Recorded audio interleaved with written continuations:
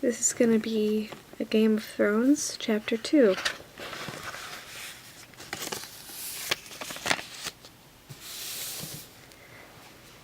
Bran. The morning had dawned clear and cold, with a crispness that hinted at the end of summer. They set forth at daybreak to see a man beheaded, 20 in all, and Bran rode among them, nervous with excitement. This was the first time he had been deemed old enough to go with his lord father and his brothers to see the king's justice done. It was the 9th year of summer, and the 7th of Bran's life. The man had been taken outside a small holdfast in the hills. Robb thought he was a wildling, his sword sworn to Mance Rayder, the king beyond the wall. It made Bran's skin prickle to think of it. He remembered the old hearth tales that old Nan had told them. The wildlings were cruel men, she said, slavers and slayers and thieves. They consorted with giants and ghouls, stole girl children in the dead of night, and drank blood from the polished horns. And their women lay with the others in the long night to sire terrible, half-human children. But the man they found bound hand and foot to the holdfast wall awaited the king's justice was old and scrawny, not much taller than Robb.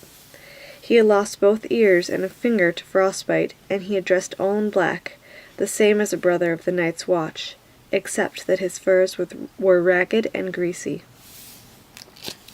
The breath of man and horse mingled, steaming in the cold morning air, as his lord father had the man cut down from the wall and dragged before them. Robb and Jon sat tall and still on their horses, with Bran between them on his pony, trying to seem older than 7, trying to pretend that he'd seen all this before. A faint wind blew through the holdfast gate. Over their heads flapped the banner of the Starks of Winterfell, a grey direwolf racing across an ice-white field. Bran's father sat solemnly on his horse, long brown hair stirring in the wind. His closely trimmed beard was short with white, making him look older than his 35 years. He had a grim cast to his grey eyes this day, and he seemed not at all the man who would sit before the fire in the evening and talk softly of the age of heroes and the children of the forest. He had taken off father's face, Bran thought, and donned the face of the Lord Stark of Winterfell.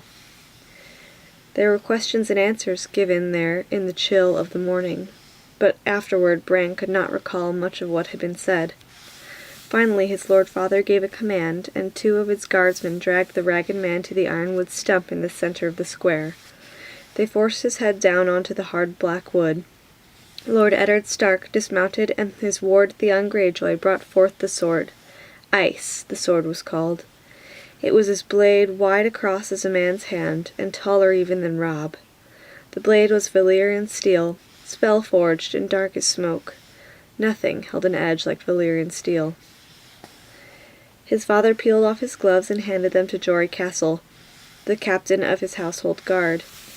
He took hold of ice with his bare hands and said, "In the name of Robert of House Baratheon, the first of his name, king of the Andals and the Rhoynar and the First Men, lord of the 7 kingdoms and protector of the realm, by the word of Eddard of the House Stark, lord of Winterfell and warden of the North, I hereby do sentence you to die."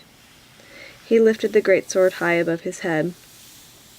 Bran's bastard brother Jon Snow moved closer. "Keep the pony well in hand," he whispered, "and don't look away. Father will know if you do." Bran kept his pony well in hand, and did not look away. His father took off the man's head with a single sure stroke. Blood sprayed out across the snow, as red as summer wine. One of the horses reared and had to be restrained to keep from bolting. Bran could not take his eyes off the blood. The snows around the stump drank it eagerly, reddening as he watched. The head bounced off a thick root and rolled. It came up near Greyjoy's feet. Theon was a lean, dark youth of 19 who found everything amusing. He laughed, put his boot on the head, and kicked it away. "Ass," Jon muttered, low enough so Greyjoy did not hear. He put a hand on Bran's shoulder, and Bran looked over at his bastard brother. "You did well," Jon told him solemnly. Jon was 14, an old hand at justice. It seemed colder on the long ride back to Winterfell, through the wind, though the wind had died by then, and the sun was higher in the sky. Bran rode with his brothers, well ahead of the main party, his ponies struggling hard to keep up with their horses. "The deserter died bravely," Robb said. "He was big and broad and growing every day, with his mother's coloring, the fair skin, red-brown hair and blue eyes of the Tullys of River Run. He had courage, at least." "No," Jon Snow said quietly. "It was not courage. This one was dead of fear. You could see it in his eyes, Stark." Jon's eyes were a gray so dark they seemed almost black, but there was little they did not see. He was of an age with Robb, but they did not look alike. Jon was slender where Robb was muscular, dark where Robb was fair, graceful and quick where his half-brother was strong and fast. Robb was not impressed. "The others take his eyes," he swore. "He died well. Race you to the bridge?" "Done," Jon said, kicking his horse forward. Robb cursed and followed, and they galloped off down the trail, Robb laughing and hooting, Jon silent and intent. The hooves of their horses kicked up showers of snow as they went. Bran did not try to follow. His pony could not keep up. He had seen the ragged man's eyes, and he was thinking of them now. After a while the sound of Robb's laughter receded, and the woods grew silent again. So deep in thought was he that he never heard the rest of the party until his father moved up to ride beside him. "Are you well, Bran?" he asked, not unkindly. "Yes, father," Bran told him. He looked up. Wrapped in his furs and leather, mounted on his great war-horse, his lord-father loomed over him like a giant. "Robb says the man died bravely, but Jon said he was afraid." "What do you think?" his father asked. Bran thought about it. "Can a man still be brave if he's afraid?" "That is the only time a man can be brave," his father told him. "Do you understand why he did it?" "He was a wildling," Bran said. "They carry off women and sell them to the others." His lord-father smiled. "Old man has been telling you stories again. In truth, the man was an oath-breaker, a deserter of the Night's Watch. No man is more dangerous. The deserter knows his life is forfeit if he is taken, so he will not flinch from any crime no matter how vile. But you mistake me. The question was not why the man had to die, but why I must do it." Bran had no answer for that. "King Robert has a headsman," he said uncertainly. "He does," his father admitted, "as did the Targaryen kings before him. Yet our way is the older way. The blood of the first men still flows in the veins of the Starks, and we hold to the belief that a man who passes the sentence should swing the sword. If you would take a man's life, you owe it to him to look him in the eyes and hear his final words. And if you cannot bear to do that, then perhaps the man does not deserve to die. One day, Bran, you will be Robb's bannerman, holding a keep of your own for your brother and your king, and justice will fall to you. When that day comes, you must take no pleasure in the task, but neither must you look away. A ruler who hides behind paid executioners soon forgets what death is." That was when Jon reappeared on the crest of the hill before him. He waved and shouted down at them, "Father, Bran, come quickly, see what Robb has found." Then he was gone again. Jory rode up behind them. "Trouble, my lord?" "Beyond a doubt," his lord-father said. "Come, let us see what mischief my sons have rooted out now." He sent his horse into a trot. Jory and Bran and the rest came after. They found Robb on the river bank north of the bridge, with Jon still mounted beside him. The late summer snows had been heavy this moon turn. Robb stood knee-deep in white, his hood pulled back so the sun shone in his hair. He was cradling something in his arm, while the boys talked in hushed, excited voices. The riders picked their way carefully through the drifts, groping for solid footing on the hidden, uneven ground. Jory Castle and Theon Greyjoy were the first to reach the boys. Greyjoy was laughing and joking as he rode. Bran heard the breath go out of him. "Gods!" he exclaimed, struggling to keep control of his horse as he reached for his sword. Jory's sword was already out. "Robb, get away from it," he called as his horse reared under him. Robb grinned and looked up from the bundle in his arms. "She can't hurt you," he said. "She's dead, Jory." Bran was afire with curiosity by then. He would have spurred the pony faster, but his father made them dismount before the bridge and approach on foot. Bran jumped off and ran. By then, Jory, Jon, and Theon Greyjoy had all dismounted as well. "What in seven hells is it?" Greyjoy was saying. "A wolf," Robb told him. A freak, Greyjoy said. Look at the size of it. Bran's heart was thumping in his chest as he pushed through the waist-high drifts on his brother's side. Half buried in blood-stained snow, a huge dark shape slumped in death. Ice had formed in its shaggy gray fur, and the faint smell of corruption clung to it like a woman's perfume. Bran glimpsed blind eyes crawling with maggots, a wide mouth full of yellowed teeth. But it was the size of it that made him gasp. It was bigger than his pony, twice the size of the largest hound in Father's kennel. It's no freak, Jon said calmly. That's a direwolf. They grow larger than the other kind. The young Greyjoy said, There's not been a direwolf sighted south of the Wall in 200 years. I see one now, Jon replied. Bran tore his eyes away from the monster. That was when he noticed the bundle in Robb's arms. He gave a cry of delight and moved closer. The pup was a tiny ball of gray-black fur, its eyes still closed. It nuzzled blindly against Robb's chest as he cradled it, searching for milk amongst his leathers, making a sad little whimpery sound. Bran reached out hesitantly. Go on, Robb told him. You can touch him. Bran gave the pup a quick, nervous stroke, and then turned to Jon and said, Here you go. His half-brother put a second pup into his arms. There are 5 of them. Bran sat down on the snow and hugged the wolf pup to his face. Its fur was soft and warm against his cheek. Direwolves loose in the realm after so many years, muttered Hullen, the master of horse. I like it not. It is a sign, Jory said. Father frowned. This is only a dead animal, Jory, he said, yet he seemed troubled.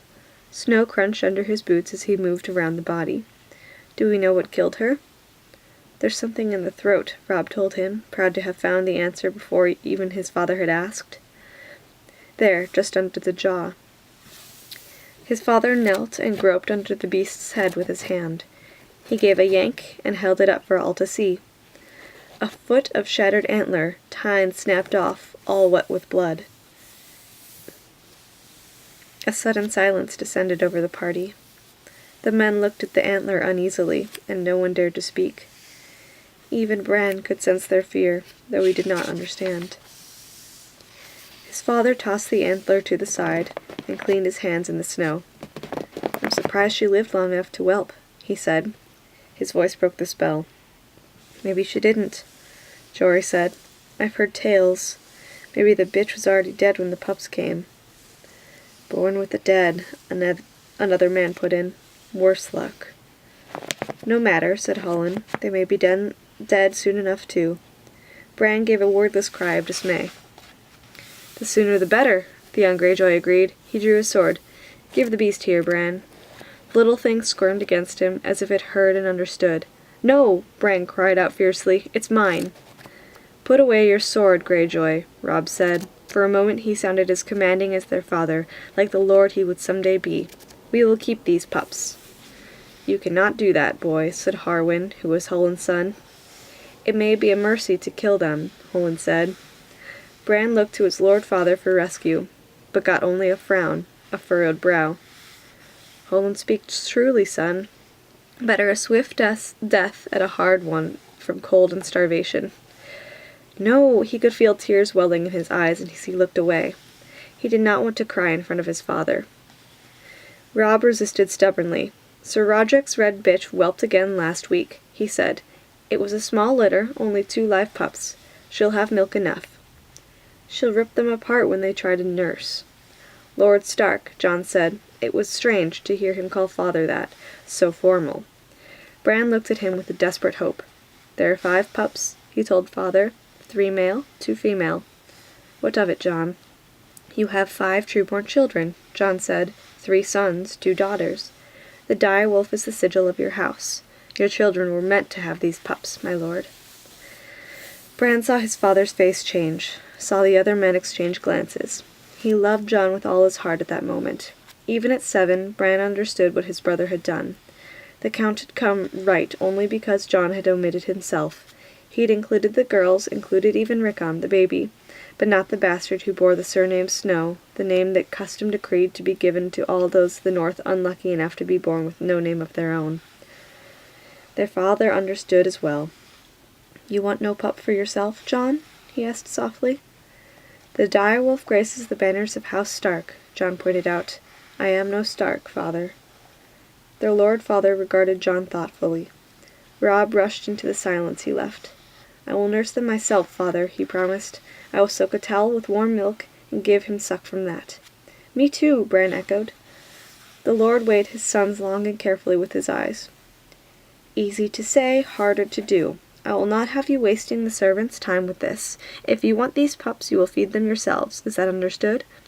Bran nodded eagerly. The pup squirmed in his grasp, licked at his face with a warm tongue. "You must train them as well," their father said. "You must train them. The kennel master will have nothing to do with these monsters, I promise you that. And the gods help you if you neglect them, or brutalize them, or train them badly. These are not dogs to beg for treats and slink off at a kick. A direwolf will rip a man's arm off at his shoulder as easily as a dog will kill a rat. Are you sure you want this?"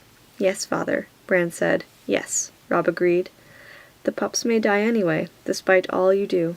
"They won't die," Rob said. "We won't let them die." "Keep them, then, Jory. Desmond, gather up the other pups. It's time we went back to Winterfell." It was not until they were mounted on their way that Bran allowed himself to taste the sweet air of victory.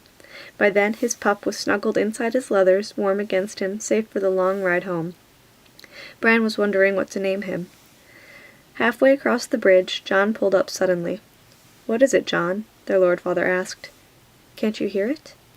Bran could hear the wind in the trees, the clatter of their hooves on the ironwood planks, the whimpering of his hungry pup, but John was listening to something else. "There," John said. He swung his horse around and galloped back across the bridge. They watched him dismount where the direwolf lay dead in the snow, watched him kneel. A moment later he was riding back to them, smiling. "He must have crawled away from the others," John said. "Or been driven away," their father said, looking at the sixth pup. His fur was white where the rest of the litter was gray. His eyes were as red as the blood of the ragged man who had died that morning. Bran thought it curious that this pup alone would have opened its eyes while the others were still blind. "An albino," the young Greyjoy said, with wry amusement. "This one will die even faster than the others." Jon Snow gave his father's ward a long, chilling look. "I think not, Greyjoy," he said. "This one belongs to me."